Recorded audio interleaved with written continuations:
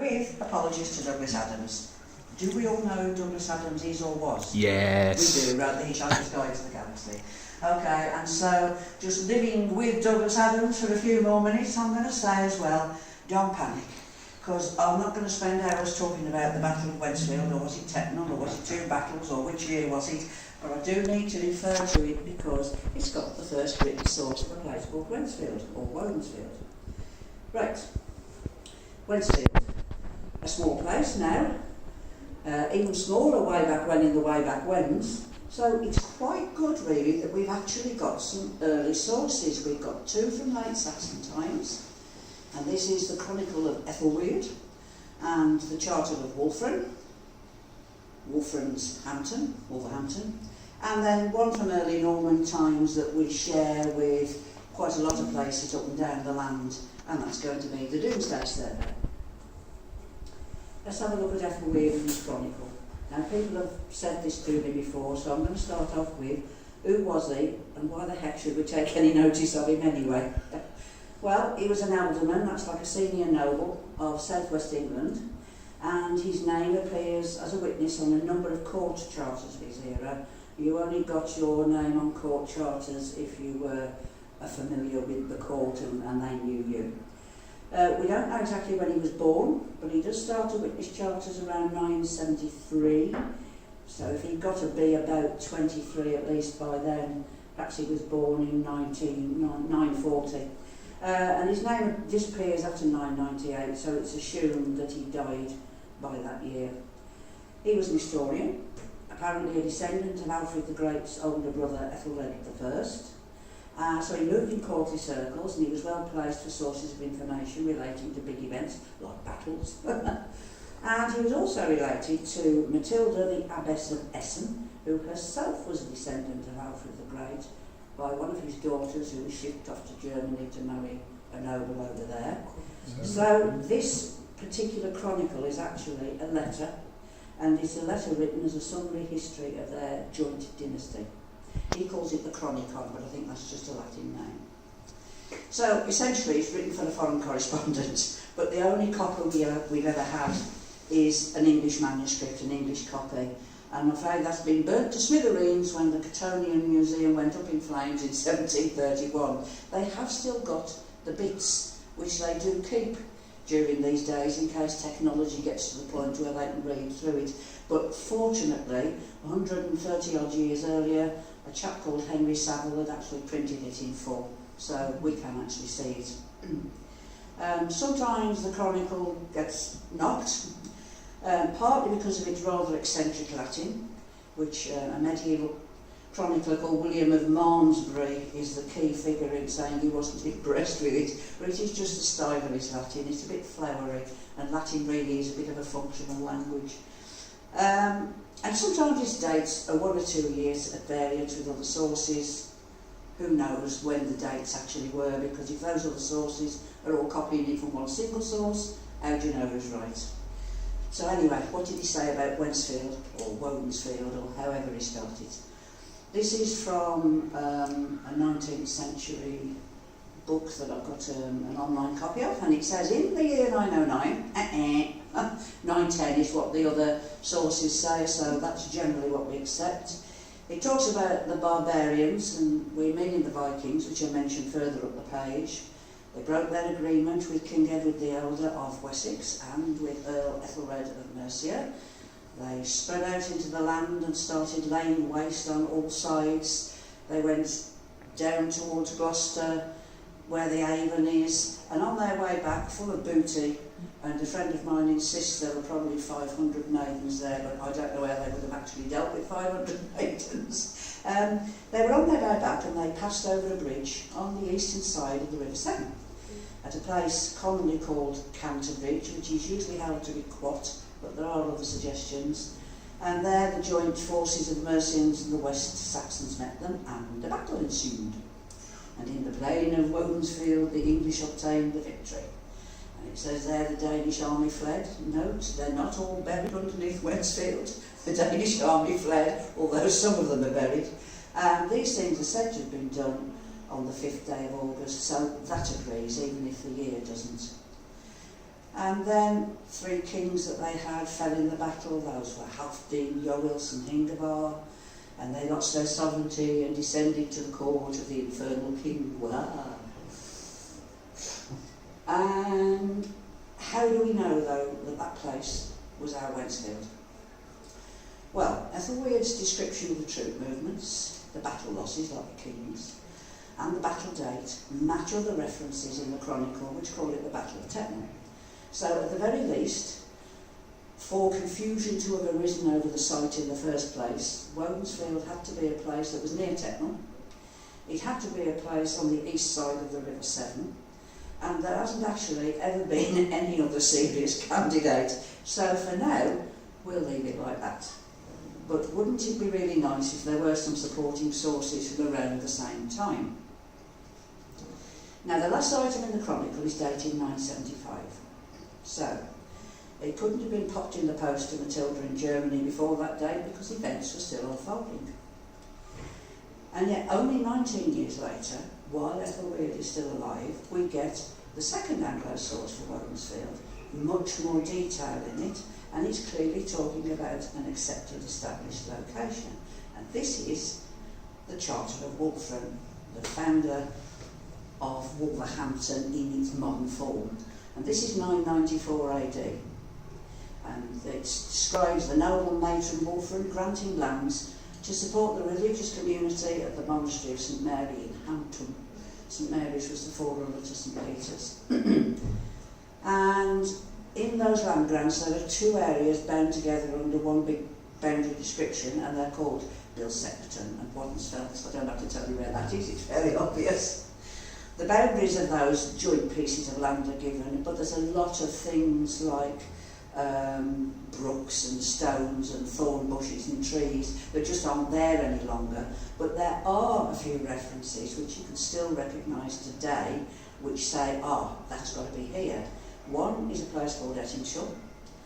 One is the meeting of the boundaries between Hampton, Wednesfield and that strange place is Bushbury, Bishopsborough, and the Berry Brook, which is still there, although they're spelling it slightly different. Although spelling's always been a bit of a problem wherever you go. But is that enough to say that all of the sources are referring to the same Wednesfield, situated near Wolverhampton? So just to finish this section off, I'm going to tell you, I think it is, because, bear with me, working back through time, we can demonstrate these links.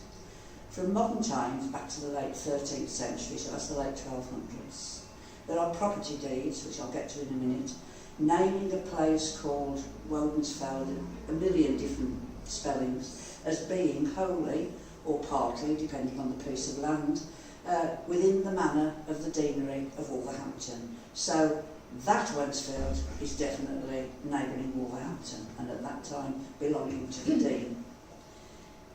From the mid-13th century, we get things called Staffordshire Forest Pleas. These are like records, little court case records, and they name naughty residents of Wednesfield for doing naughty things, but the key thing is they describe Wednesfield as being a place held by the Dean and Chapter of Wolverhampton under the gift of the lady. Unfortunately it looks like Wolverine, but I think it's probably just Wolverine. So again, we're tying Staffordshire to Wolverhampton to Wolfram's original grant. And then in the late 11th century we get the Domesday Book, which we've mentioned, the Norman source, and that details a place called Wednesfield, which has got its own entry in the book, and it's saying it was held by the canons of St Mary in Wolverhampton as far back as 1066. So that Wednesfield we can trace right back to 1066 and be sure it's our Wednesfield. And then 100 years prior to that, the late 10th century, so the late 900s, you've got Wolfram's Grant with its boundary clauses naming places that are still familiar around the area today. Then what you've got, the proximity in time, only 19 years, between Wolfram's and Ethelwerd's documents, just making it hugely unlikely that his Wednesfield, which has got to be near Tettenham, and Wolfram's Wednesfield, which has got to be near Wolverhampton, are different places. So in as far as you can actually demonstrate anything, we can say that Wednesfield today is just about where it was 1,140 years ago, and I'm sorry it's taken me such a long time to get there. But what did it look like? That's a little more difficult to tease out. What did it look like, for instance, in 1086 at the time of Doomsday? That's a little section out of the Staffordshire Doomsday book. That's the Wednesfield with the red line through it. It's not crossed out, that's their way of underlining. You get a few basic facts about the area from the book. You find out that it's in the 100 of Offlow, so 100 was an area where you've got to supply 100 men if the king or your landlord, for want of a better word, actually required it. It's in the county of Staffordshire, okay, so we know we're in the right place. The top line of that says, and it's referring to something further up which you haven't got, so the bit in brackets is me copying the bit from further up the page. The canons of St Mary in Wolverhampton have 5 hides of land in Wednesfield. That could be anything from 500 to 1,500 acres, because a hide of land is a bit of a movable feast. It depends on how productive the land was, really. Because we've got such a lot of underlying clay and that greenstone as well. Some things would have grown quite happily, some things wouldn't, and we had a lot of heathland back then. And it says there's land for 3 ploughs. Now again, that's a bit confusing, because the experts think that what it should say really is 3 plough lands, and it's being judged to be the amount of land that can be ploughed by a team of 8 oxen in a year. Again, that will vary in size according to how horrible the land is, stony, sandy, whatever. The second line says there's 6 villagers and 6 smallholders who have 6 ploughs, which supports the fact that ploughs are plough lands, because if we had 6 villagers and 6 smallholders who actually owned 6 ploughs, they'd be very rich indeed.